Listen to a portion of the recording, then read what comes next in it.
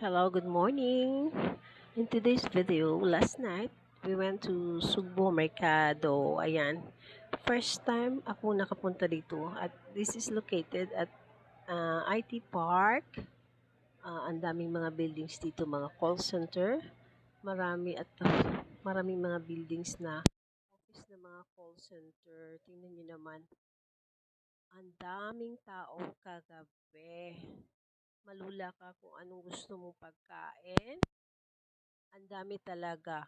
Ang daming pagpipilian. Tapos ang daming tao. Ang pili ko kagabi is gusto ko sa ramen kasi galing ako ng Cebu Doctors. Tapos hindi ako nananghalian.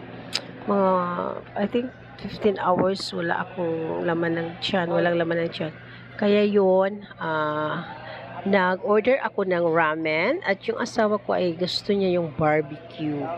Gusto talaga niya yung Pinoy Foods Barbecue. So, ayan. Gusto ko yung bangus, na-attract ako sa bangus kasi ang ganda tignan yung bangus. Maraming spices, may chicken, may liver sa manok, may mayroon pang gizzard, mayroong bangus na fish, mayroong tuna na pang-grill, tas hotdog, yan. Ang daming pagpipilian talaga, ang dami talaga. Hindi mo maano na mayroong mga ano yan, intestine ng manok, ang dami-dami.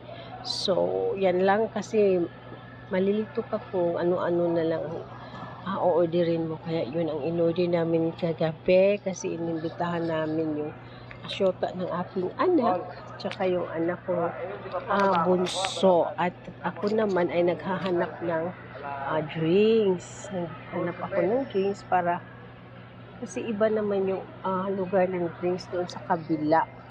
Ganyan kadami ang tao. Nagdami talaga.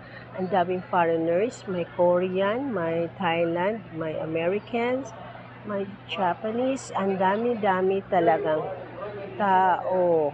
Yun. Yun po. So, ayan, naghahanap ako. Hahanap ako talaga, no? Oh, tinignan ko po. Oh, ano pa ba ang maidadagdag ko sa aming hapunan kagabi.